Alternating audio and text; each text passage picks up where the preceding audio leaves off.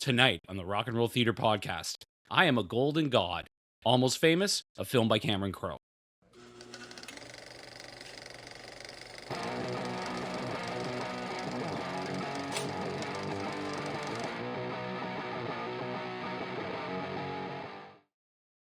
Hello, everybody. Welcome back to the Rock and Roll Theater podcast. My name is Jon. I'm joined by my co-host and my brother Mark. Each week here in the Rock and Roll Theater, we take a look at movies, pop culture, all sorts of fun stuff. And today we're looking at Almost Famous. Almost Famous was released on September 15th, 2000. It's rated 14A or R, depending on the source. It has a runtime of 2 hours and 2 minutes. The extended version is 2 hours and 41 minutes. This is classified as a comedy, drama, music film. Its budget was $60 million, and at the box office, it pulled in $47.4 million. So that is a loss. So this movie did not perform that well out of the gate. Almost Famous was written and directed by Cameron Crowe, and the story is directly inspired by his own teenage experiences writing for Rolling Stone. The film follows a teenage journalist named William Miller who joins the tour of a rising fictional rock band called Stillwater. Stillwater was fully developed with original songs, so sort of like Spinal Tap, let's say, but nowhere near as fun. In the late 60s, early 70s, rock journalism was huge. Things like Rolling Stone, Circus, Cream Magazine. Across the pond there in England, you had The Enemy, New Music Express. These were huge in the industry at the time. And to get the cover of the Rolling Stone, as the Dr. Hook song would say, is the ultimate prize. And tonight we're going to focus on a film where Stillwater are trying to do just that. It's also worth noting that Peter Frampton, legendary 70s rocker, actually served as a technical consultant on this film. Cameron Crowe and his then wife, Nancy Wilson from Heart, co-wrote 3 of these Stillwater songs that appear in the film, and Peter Frampton wrote the other 2. Mike McCready of Pearl Jam played lead guitar on all of the Stillwater songs that we hear. The official soundtrack also features a ton of big-name artists from the 1970s. Cameron Crowe was the youngest journalist to write for Rolling Stone. At 16 years old, he went on tour with the Allman Brothers. That must have been something. And a lot of this movie is loosely based on his experiences that he had as a youngster on tour with bands. He then, of course, started making movies, Fast Times at Ridgemount High, Say Anything, Singles, Jerry Maguire, and Almost Famous, which we're going to get to in a second. But before we do, there are spoilers ahead. If you haven't seen Almost Famous in a long time or have never seen it, hit pause, go watch it, come back. Mark and I will be right here. And if you do us a quick little favor, I know everybody asks and you're tired of hearing of it, but if you could like, subscribe, comment, watch, whatever the case may be. We have a TikTok page, we have a YouTube page with all sorts of little fun stuff on there, as well as a growing back catalog to check stuff out. But for now, Almost Famous. The movie opens with some handwritten credits on lined paper, interspersed with images of different rock and roll posters, tickets, memorabilia, album covers, this type of thing. We see some pretty big name actors being written down here. Then we go into a montage that looks like we're driving through somewhere in Southern California, but we're hearing Alvin and the Chipmunks. That's kind of an odd choice.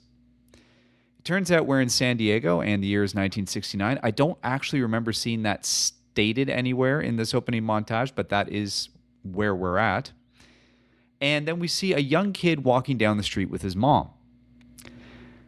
She immediately corrects a man who's hanging up a Christmas-related sign, and Christmas is spelled Xmas. And she has to inform him, "Sir, that is not how you spell Christmas." Back at home, we see what I'm assuming is the kid's sister arrives. She looks a little bit older than him, maybe an older teenager. And she immediately gets in trouble for smuggling in a Simon and Garfunkel record under her coat. So this mom is not taking crap from anyone. His sister's named Anita, and she proudly proclaims, "This is a house of lies," after having her album confiscated. However, William takes a moment to ponder the album, take a look at it, and he's very intrigued by what he sees. Of course, Simon and Garfunkel. We see William's daily life at school, and things are kind of going rough for him. He's being bullied quite a bit, being picked on a lot, largely because of his size. So he's under the assumption of that he's the same age as everybody in his, I guess, high school, but he is not. It turns out that the mother, who's a college professor, thought he was an accelerated child and decided to bump him up several grades throughout his life without ever informing him. So he's 11 when he thinks he's 14 or 15 years old. So it's quite the dramatic realization and pretty hard on the young guy. Anita gets ready to leave home. She's going to go be a flight attendant. She reassures William that he will be cool and to look under the bed. So after she leaves, he goes to look under the bed and he finds a bag full of classic records, stuff like the Beach Boys, Led Zeppelin, Neil Young, The Who, many more. We fast forward to 1973. William's a teenager now, and he's busy reading Cream magazine. So I guess he's fully embraced these classic rock albums that were left under his bed. We see him outside a radio station, and Lester Bangs is on air recording. He gives sort of this big, spectacular rant and then proceeds to play Iggy Pop, Search and Destroy. We learn that William is a novice reporter, and he is able to go for a walk and talk session with Lester when he exits the studio. They have lunch at a diner, and Lester tells him, "Don't be friends with stars." He agrees to take William on for $35 for 1,000 words on Black Sabbath. Be honest and unmerciful is Lester's lasting advice. So his rather uptight mother decides to drive him to the Black Sabbath concert for him to review and interview the band. And as he's getting out of the car, she screams, begs to William, "Don't take drugs," in one of the most famous lines of the movie. So everyone in the crowd walking into the show turns around to the mom and goes, "Don't take drugs. Don't take drugs." It's a funny scene. It's really good. So he goes to the backstage door. He's full of confidence. He has a copy of Cream magazine in his hand, who he now writes for, and proceeds to be turned right away by the head of security working the door. He's not buying it. He looks like a kid. He doubts he's a journalist. He tries several times, and finally the security guard's had enough and says, "Go wait at the top of the ramp with the girls." So he's a little confused by this, but he's not going to give up. So he goes up to the top of the loading dock and sees a bunch of girls. And he starts talking to them and kind of says, "Oh, are you guys groupies?" But no, their leader, Penny Lane, played by Kate Hudson, informs that they are called the Band-Aids, meaning they inspire the band or something like that, shall we say. So he still can't get in backstage. But all of a sudden, a tour bus pulls up. It's not Black Sabbath. It's their opening band, a band called Stillwater. Actually, there was a real band named Stillwater that actually got paid for have their name used in this movie. Good for them. So he gets busy trying to sell himself to those guys, ask them really deep questions, really important questions.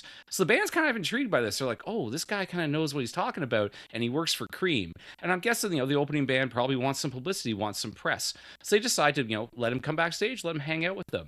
And the lead singer, Jeff, who's played by Jason Lee of My Name is Earl fame, Mallrats fame, pro skateboarding fame, he's immediately bonding with William and asking him all sorts of questions. And as he's talking to him, however, in a funny moment, he's putting shaving cream in his hair right before he goes on stage. I guess he feels that gives him like a special look. William doesn't seem too deterred by this, though. He gets out his Sears brand tape recorder and he gets to work. Penny, who we met a few moments ago at the top of the loading dock, she's backstage. She goes and finds him, and she's curious how old he is. So he puts on a brave face and he tells her he's 18. Then that becomes 17. Then that becomes 16. And finally, he admits to her he's only 15 years old. So the band's getting ready to go out. They give some parting advice to William. They say, "It's not about what you put in, it's about what you leave out." So he ends up watching Stillwater from the side of the stage. The energy is good. The band is rocking. The performance looks pretty believable. And then afterwards, he has to say goodbye to everyone at the end of the night. And Penny pulls him aside and tells him that she wants to live in Morocco for 1 year. It's all happening which is Penny's favorite phrase to say. This is the first time we hear it. And things are happening for William. So he types up his story. He's very proud of his work. And Penny's good to her word. She does actually call him up, and they decide to go out for a drive. Because there's a big party with the guys from the Alice Cooper band at the Continental Hyatt House. This is a very, very famous hotel in Los Angeles. Its nickname has always been the Riot House. There are tons and tons of stories of backstage shenanigans, groupies, parties, things way, way out of control at that hotel. Not only in the 60s and 70s, into the glam rock metal era as well, too. There were tons of stories about that. I've heard stories about pro wrestlers misbehaving in that building. It's a legendary place, which I do believe recently changed its name because they were tired of the association with it. So at the party, everything's going great for Will. It's super busy. There's people in and out of every room. Stillwater are there. They're jamming some acoustic songs. But then we see Russell and Penny. Russell is the guitar player in Stillwater. We learned that maybe they have a little more of a friendship than maybe William thought. He's a little naive to things like this so far as we're going. So they decide to take a little break from everybody and hang out in the ice machine room for a little while. Things keep moving along, though, pretty well for William here. He gets a call from Rolling Stone, and it's kind of a funny moment. His mom actually interrupts the call, like she picks up the other end and says something to him about doing chores, and he's like, does not know what to say. And the staff from Rolling Stone actually plays it off pretty well. They say, oh yeah, my old lady gets like that too if I'm not pitching in around the house. It is kind of a funny moment. He rolls with it. Anyway, he convinces Stillwater as a subject for an article and gets Rolling Stone to offer $1,000 for 3,000 words for an article about them being on tour. He talks to Lester again to get some advice. Lester tells him, don't make friends with people who are trying to use you, and refers to these people as swill merchants. His mom is not having this at all as a career path. What's going on here? He's supposed to be finishing school, not daydreaming about writing music articles. We see the Almost Famous 73 bus pull up for the first time, and it has a Doris logo on the side of the bus, which is the bus's name. And they're driving to Tempe, Arizona. I don't know how believable this is. As soon as William pulls up at the hotel, there's a message waiting for him right away from his mom. How did she know he was going to be there? I guess she must have had the name of the hotel. Anyway, there's a message right away, and the clerk doesn't seem too happy about it either, asking William to make this stop. So right away we see that his mom seems to be following him around on tour via landline phone. The band seems a little bit leery, though, of this Rolling Stone connection, and they start referring to William as the enemy in an endearing way, but it still shows that there's a bit of mistrust going on here. They're not really sure if they should reveal too much to a major publication, I guess. And Russell is being very hard to interview. So William's trying to connect with them. He's trying to get to know him. But Russell ends up always kind of ditching William or postponing it, telling him he'll get to it later, that type of thing. The bands decide to do some press. So they roll into a radio station to be interviewed on the Night Circus show. This is a really good scene, really funny scene in the movie. And of course, they bring William along. The DJ for the Night Circus is amazing. He's very high. He's smoking a joint. And he's just going on esoterically with this crazy long question that doesn't really make any sense. And then halfway through it, he appears to just fall asleep. So the band takes things into their own hands and starts, just joking around the microphones, talking back and forth. But then there's also some tension between Jeff, the lead singer, and Russell, the guitar player. Because Russell says something to the effect of, I love your guitar playing, or I love your singing. And Jeff's like, oh, really? You took the time to say this on radio, but you'll never say this to my face. And then all of a sudden, out of nowhere, the Night Circus DJ wakes back up with a very smug grin on his face. So maybe he wasn't really asleep. It's never quite made clear. But we definitely saw a telling part here in the interview that maybe things aren't all perfect in the Stillwater camp. So after that, to blow off some steam, of course, another party. This one's at the hotel pool. And yet again, William's running around trying to get quotes, trying to get something going. They're interested in partying. So basically, they just tell them, hey, just make us look cool. And don't really mention the groupies, because there might be wives and girlfriends back home. Band tells William they'll interview tomorrow. So William ends up interviewing the bass player and gets absolutely nowhere with him. I think the line is something like, "So what would be different without your presence," or something like that. And the bass player simply just says, well, I guess the bass. No bass. That's all he gets. So now we're at the live show, and it's looking like some sort of outdoor festival setup. Maybe it's within an amusement park or something like that. It's nighttime, but they're outside. We see the band rocking out. Looks like it's going well. The crowd is into it. But then all of a sudden, it looks like Russell on guitar collapses. And it seems like maybe he got electrocuted. So the band is like, what is going on? They all stop playing and walk off the stage. Their manager begins an argument with the promoter. They're fighting outside the bus. I think the promoter is pulling some sort of karate stance on him. They're getting into it. They're yelling. They're swearing. The bus starts driving away, and William's looking out the window. And one of the members of the Band-Aids is running alongside the bus and yells at William that he has to call home. So once again, his mom seems to be following the tour via landline phone. This is not the last time this is going to happen. The promoter is not too happy that they're driving away in the bus after this giant fight here in the parking lot. So he gets on the horn here and says that they shouldn't open the park gates and trap the bus in. But no way, that's not happening. That bus revs up, speeds, and smashes right through the park gates. Everyone loves it. The chain link fence is no match for the tour bus, that's for sure.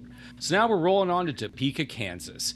And yet again, Mom has tracked William down and found him yet again on the phone. However, Russell has his own ideas and wants, says hi to Mom. And she immediately goes into this huge lecture about him, about all the vices of rock and roll and how shallow and empty this all is. It's a really good scene. She plays it off really well. Russell seems shaken by the conversation with the mom, but he shrugs it off because now the manager has a big announcement. The band got new shirts to sell on tour. So they're all excited. The boxes of merch are there. They start ripping them open, and there's a problem. Once they hold up the t-shirt, there are 5 bodies on the t-shirt. One is front and center, clear as day. The other 4 are just basically silhouettes in the background, and you can't tell who is who. So really, Russell is the only visible person on the shirt. And he claims, hey, I didn't have anything to do with this, which is probably true. But now it sets up the dynamic, though, of course, Jeff, the front man, is extremely unhappy about this. He says, oh, you're the guitar player with all the mystique, but I'm the one that started the band. I'm the one that's doing everything, and I'm not even on the shirt. So it spirals into a big fight, and Russell decides, we're going to bail. We're going to leave. And he grabs William. They go out in the street, and some Topeka locals pull up in their van and say, hey, are you the guy from Stillwater? And he's like, sometimes. And they say, we have a big house party going on. Would you like to come? William's immediately nodding his head no. And Russell goes, yes, absolutely. So they get in these strange teenagers' vans, and off they roll to their house. So they're walking through the house. Russell already has a good buzz going. And someone says, hey, the red Solo cups, that's beer with acid. He immediately grabs one and chugs it, much to William's horror, because he's trying to babysit him here and trying to make sure that he does get back to the tour and Stillwater keep rolling. Russell couldn't be the slightest bit interested in any of that. He loves these kids. He wants to move into their basement. He's playing with their pets. He's jamming with them in the garage. He's got it going on. So finally, he makes his way up to the roof of the house, very high on acid, and proclaims, in probably the most famous and best line of the movie, I am a golden god. And they're all encouraging him to jump from the roof into the pool. And someone asks him, any last words? He says, yeah, I'm on drugs. They all cheer. And he goes, oh, wait, no, that doesn't sound that cool. I dig music. And then he jumps into the pool. So obviously there's no interview happening that night. Finally, the next morning, the tour bus tracks him down. He does not want to leave, but they bundle Russell up in a blanket and put him on the bus. So William still doesn't have this interview yet. So he says, I have to go home. He really wants to go home. You can tell he's not digging this anymore. He wants out. But Penny tells him, you are home, which is supposed to be, I guess, some deep insight there. And then this is the scene where everyone on the bus begins to start singing Tiny Dancer by Elton John. So when I was researching this film, apparently, this is one of the most symbolic scenes in the whole movie, and I've even seen it referred to as one of the most iconic scenes in modern cinema. I don't know. I don't know if I would go that far with it. Like it is a somewhat memorable scene, but it seems to be held up really, really high by fans of this movie. It's a very good scene. It's a classic song. I don't know if it's one of the most iconic scenes. I would say him jumping off into the pool saying, "I'm a golden god," to me is the ultimate almost famous scene. So William has to get back on the phone. He calls Lester this time for some more advice. And Lester tells him, tell Rolling Stone it's a think piece, in the way of this would buy William some more time as he's struggling to get his work together here. However, Rolling Stone, they call him. They're pissed off. This is due in 4 days. William is able to kind of sweet talk them a little bit. So they say, all right, do another 1,000 words and it could get the cover. So now William has some more motivation. He's got to get these interviews done. He's got to get some good content here. However, Russell once again puts a delay on William and says, oh, let's do the interview in Cleveland. So now he's got to go to Cleveland. William's not sure if he wants to go to Cleveland. So once again, Penny and the crew tell him it's all happening, and they convince William to stay on. They arrive in Cleveland. Hello, Cleveland. David Bowie's staying at the same hotel as them. He walks through the lobby and everyone loses their mind, which was a real thing in the 1970s. People refer to Bowie as the rock star's rock star, that even other rock stars got a little bit nervous and starstruck in his presence. So we see him for half of a second running into the elevator. And of course, there's a big party going on at the hotel. Some of the groupies, the Band-Aids, have taken a shine to young William and decide, you know what, tonight's not about journalism. Come have some fun with us. And he does. And he does not call his mother that night. But she finally tracks him down and he assures her he's flying back home on Monday. Mom is still really mad at him. But hey, you got to keep rolling here on the tour. We cut to a live show scene, and this is really well shot. It looks good. There's a big energy. There's a big crowd for Stillwater. They filmed it very well. It looks really like a real concert. After the show, they're hanging out backstage, and they have some news from the record company. They've decided they have a new manager for them named Dennis Hope, which is played by Jimmy Fallon, of course, of Late Night with Jimmy Fallon fame and a million other things. And he gets right down to business with them, telling them, like, hey, you know, your manager here up to this point has done a good job, but I'm here to manage the manager, basically.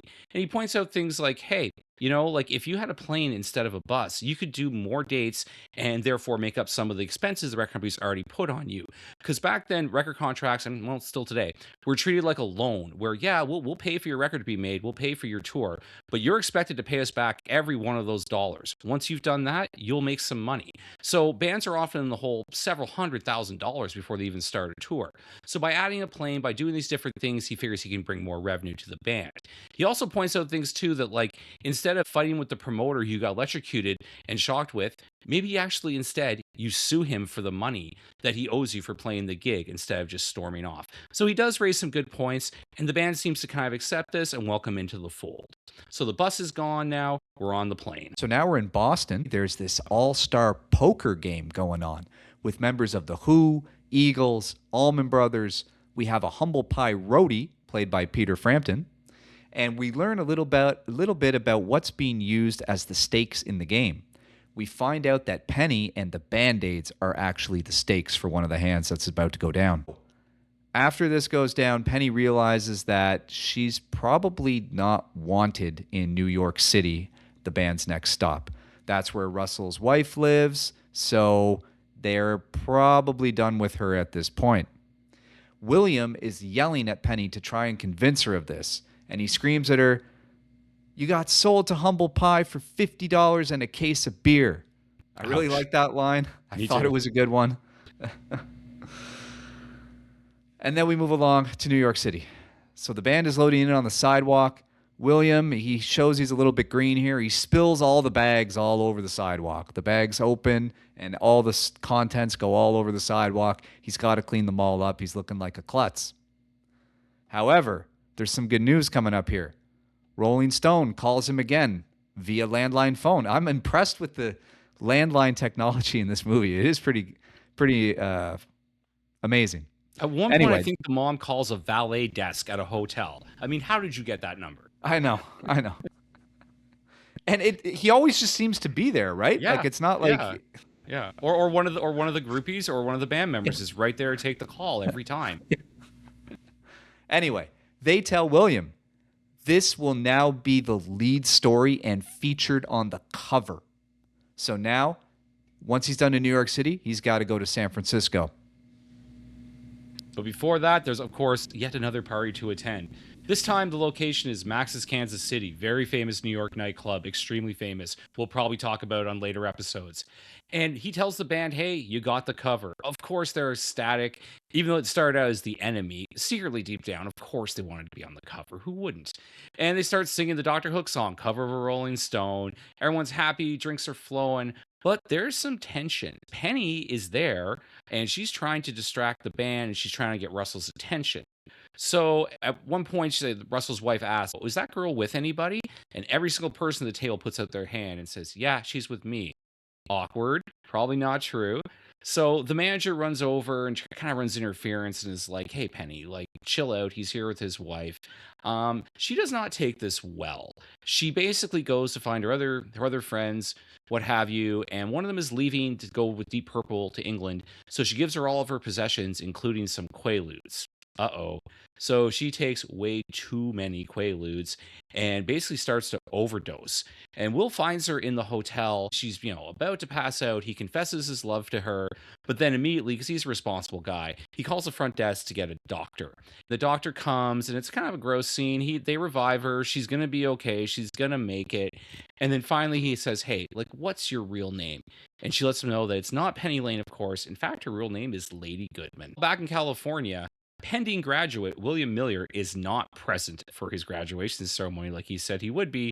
Mom is there. She ain't happy about it at all. But before he has to take off to go back home, he walks around Central Park with Penny for a bit. And then at the airport, they got to split up and say goodbye. Move along to Stillwater. They're now up in the air in their own plane. William is with them, but it looks like the plane is caught in some bad weather. There's some severe turbulence going on. Things start to crash and bang and sway from side to side. It is not looking very good. Russell makes a rather dark joke by starting to sing Peggy Sue, which, of course, Buddy Holly died in a plane crash. The band begins to spew out these crazy confessions about deep, dark secrets and who always liked who or who hated who, etc., etc. This reminded me a lot of the Seinfeld finale from just a couple of years before this movie was out, where in the finale episode, the characters are caught in some turbulence. They think the plane is going down, and they start making these ridiculous confessions. So they're confessing, I slept with this person, I slept with that person, I never liked you, I don't like you. It's going back and forth. Poor Jimmy Fallon's losing his mind, just screaming at them, "Will you shut up?" because he's about to die. And then finally the drummer gets his first and only line in the entire movie. He says to everybody, "I'm gay." And the second after he says that, the plane rights itself. They open up the doors and they say, "We're going to be okay. We're going to make it. We're going to be able to land."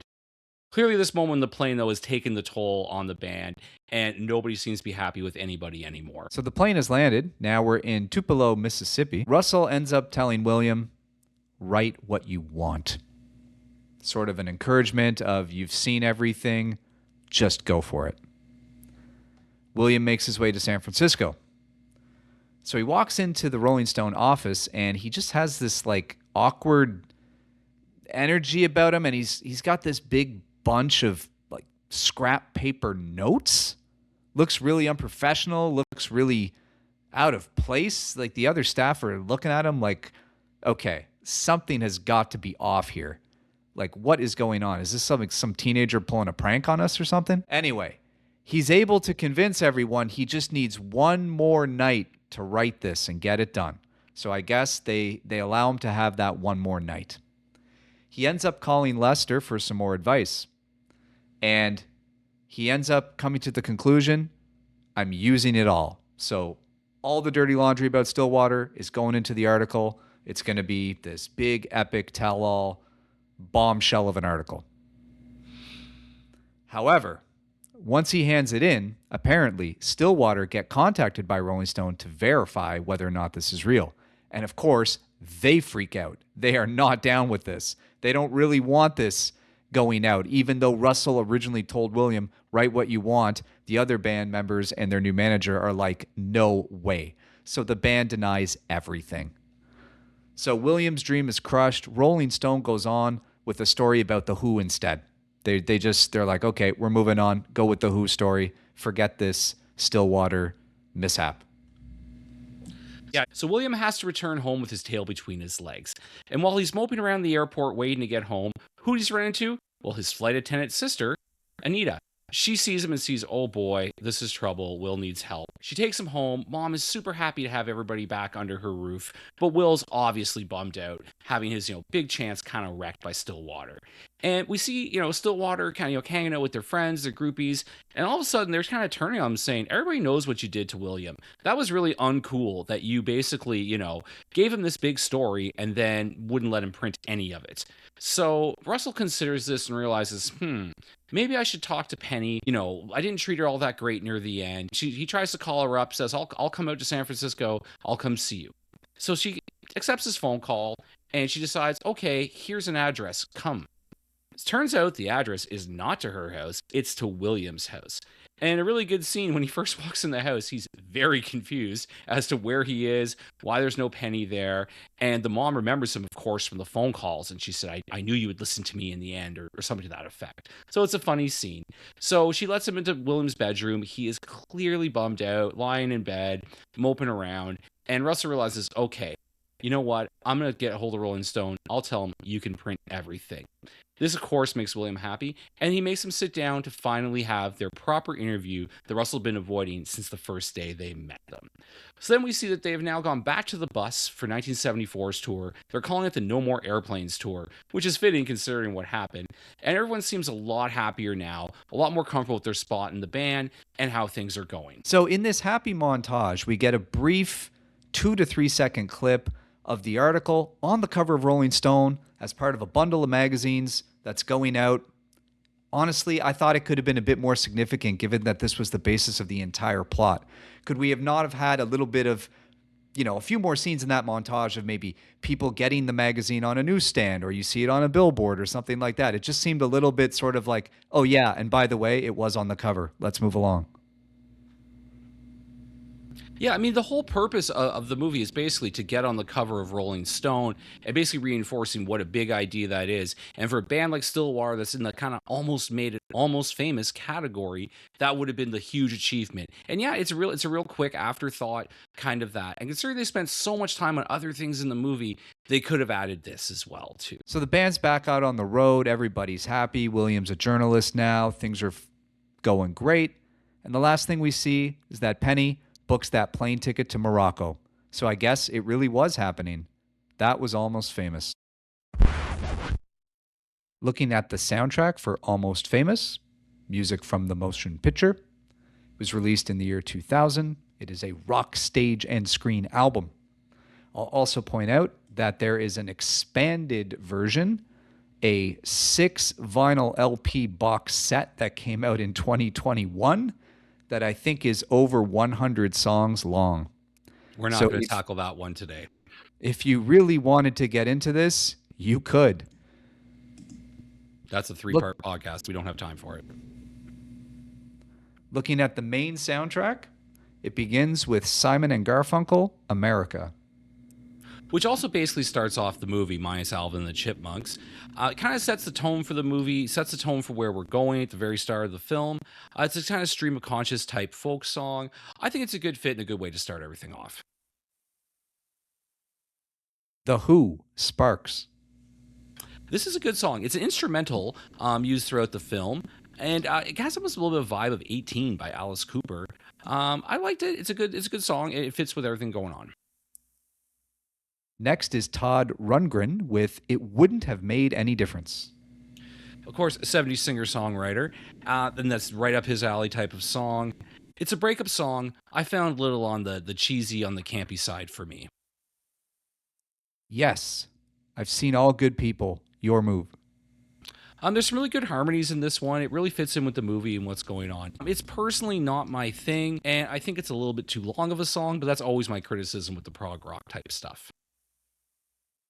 Up next, the Beach Boys, Feel Flows.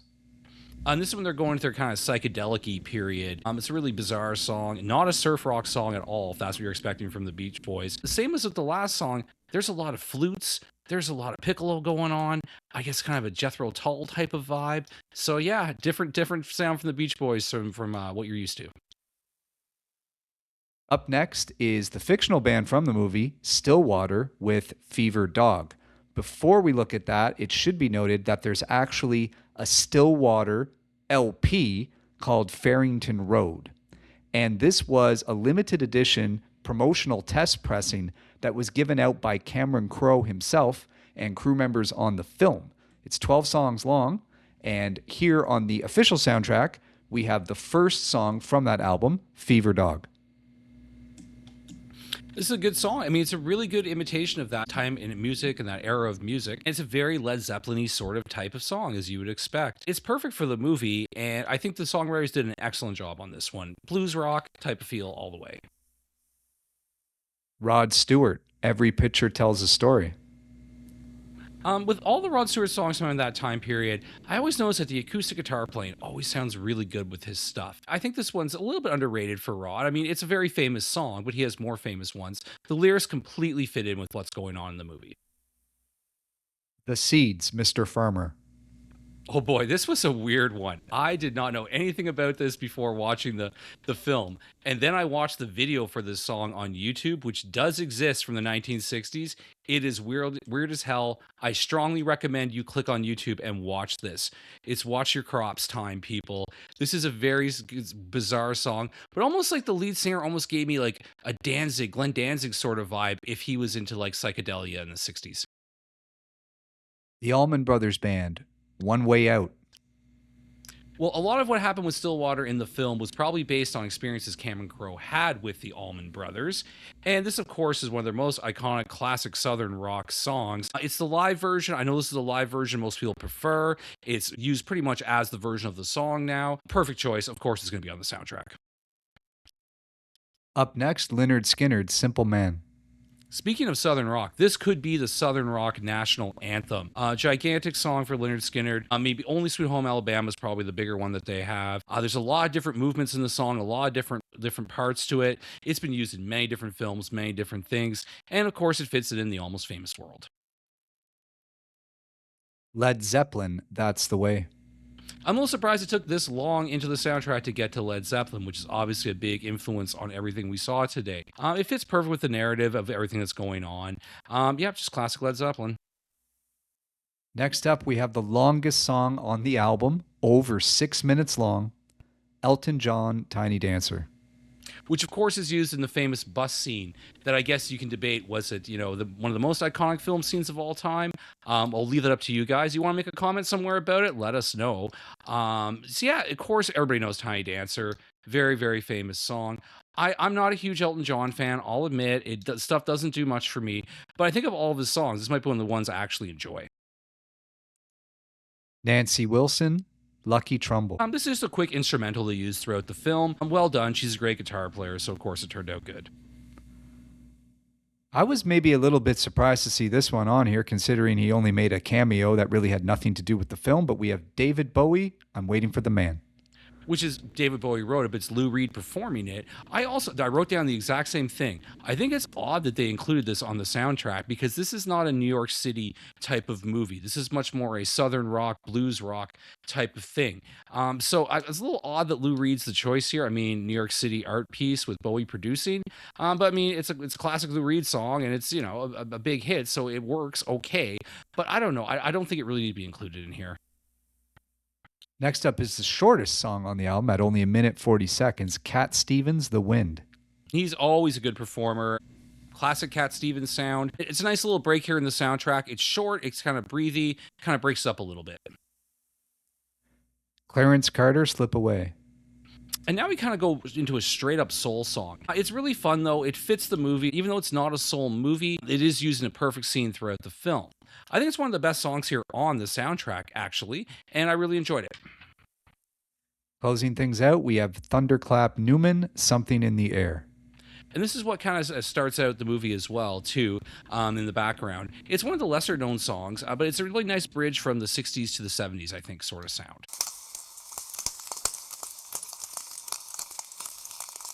Looking at the critical reception for Almost Famous. This is interesting. Right now on the tomato meter, on Rotten Tomatoes, it's scoring 91%. On its popcorn meter, 92%. That is pretty bang on for each one of those meters to be in sync like that. I mean, for a movie that came out 26 years ago now, I mean, that's a very high level. So good for them. Scoring a 7.9 out of 10 on Internet Movie Database. I think that's a little bit more in line with what I would score it. Yeah, I think 8 about 10's right in the wheelhouse, right where you should be with this film. Almost Famous won many awards. Let's talk about a few of them. It won an Academy Award for Best Original Screenplay. The recipient was Cameron Crowe. It won Best Screenplay Original as part of the British Academy Film Awards. Once again, the recipient was Cameron Crowe. It also won a Grammy Award. Best Compilation Soundtrack Album for Film, Television, or Other Visual Media. And Kate Hudson also won a Satellite Award for Best Actress in a Supporting Role, Musical, or Comedy. I think it deserves all the praise and accolades that it got. Kate Hudson did an excellent job in her role, and we also covered Kate Hudson in Song Song Blue, the Neil Diamond film, in another episode recently of the Rock and Roll Theater, so you can check that out too as well. She's also a great singer, and we talk about that quite a bit over there. Famous film critic Roger Ebert, he gave the film 4 out of 4 stars. He named it the best film of the year 2000, and he described it as, quote, funny and touching in so many different ways. I think that's a lot of praise. I think some of that is warranted. I don't know if I would call this movie funny, though. Yeah, that's several times now we've said that. I mean, there are funny scenes, there are funny moments for sure. I mean, I find the mom character pretty funny, the way she dresses down all these rock stars. But I think there's some big tensions, some big moments, and some big questions, even just like, how rock stars treat other people in their world. They kind of use them or kind of disposing of them here and there. I mean, that's what happens to the Band-Aids. That's what happens to Will. I mean, so it's showing off some real big character flaws and some kind of dark things and drug abuse and what have you. So, I mean, there are funny scenes. Would I call it a comedy? No. But for everything that gets high praise, that gets awards, that gets all the hype, there's always a hater out there. Each episode of the Rock and Roll Theater, my brother scours your net to find a 1-star review of anything and everything we watch. So what do you got for us this week? This week we're going to Amazon. We have a review from the user, Tell It Like It Is 2. This was reviewed on January 26th, 2001.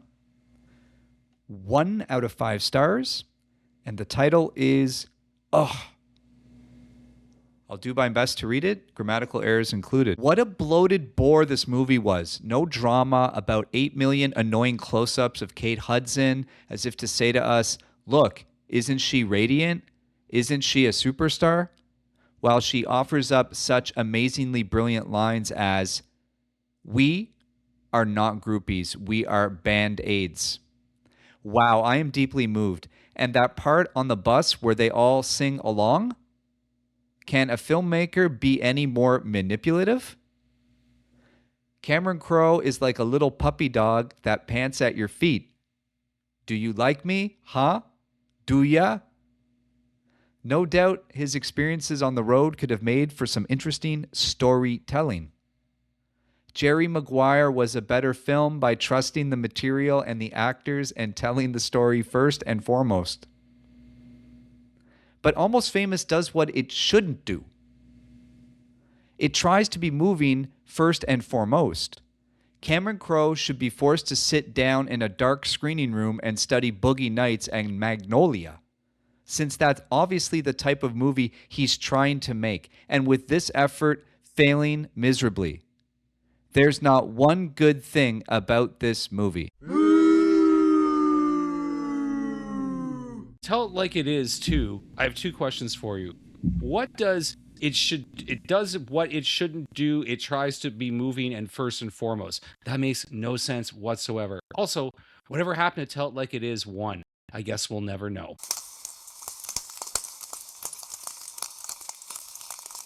It is considered a cult classic, despite not burning up the box office, so it didn't really come out as a heavy hitter. It didn't even make its budget back, so I don't know. A cult classic, yes, but I guess that's a little bit debatable of how much of a smash hit it really was. I think it's solid overall, but maybe it's a little overrated. I wouldn't agree with some of these reviews that are putting it 90% plus. I think that's a little high. I found it kind of long. It's somewhat forgettable. I did see this when it originally came out in the year 2000, but rewatching it for this podcast, I almost forgot everything. I didn't really find it that memorable. I thought Stillwater as a fictional band was really well done. They had fully developed original material. It looked like it was performed well. It definitely had that feel of a real band. Almost Famous has been ranked among some of the best films in the 21st century in multiple polls. Again, I think that's running a little steep. And in 2021, Rolling Stone published the article, Stillwater Runs Deep, by the fictional William Miller, and that was backdated to August 30th, 1973. This was part of the expanded box set album promo. I had a similar experience when we decided to revisit Almost Famous here for the podcast. I did see it myself as well when it first came out in 2000. Oh yeah, that'd be a great one to do on the theater once we started bouncing around ideas when we started this podcast. Then I watched the movie and I realized I've forgotten 95% of this movie. I remembered Kate Hudson was in it. I remember Jason Lee was in it. I didn't really remember much else. I did remember I'm a Golden God jumping off the roof and the mom yelling, "Don't take drugs." So it almost was like a new watch for me. Although in other old movies we go back and watch, I end up remembering tons of things, even though I haven't seen it in 20 or 30 years. So for me, that makes the ratings of 92, 93%, what have you, a little high in my opinion. It's still a very good movie. It's absolutely worth a watch. There's a star-studded cast. All performances and the acting are done really, really well. And it is roughly based on Cameron Crowe's life, which is pretty awesome that a 16-year-old kid went on tour with the Allman Brothers, of all people. Would probably never be allowed today's day and age. So that's a cool insight into the world of rock and roll. He definitely has. Cameron definitely has that. He has that cred. For those reasons, I absolutely recommend Almost Famous. It's a fun look back. It's a star-studded cast. I think most people enjoy rock and roll theater would enjoy it. Thank you so much for joining us tonight in the Rock and Roll Theater. If you could take one quick moment of your time, if you could like, subscribe, comment, share, whatever the case may be. Check out our TikTok, check out our YouTube. We have a bunch of cool short videos we make off the podcast, and there's a ton in our back catalog. But for now, the theater is closed.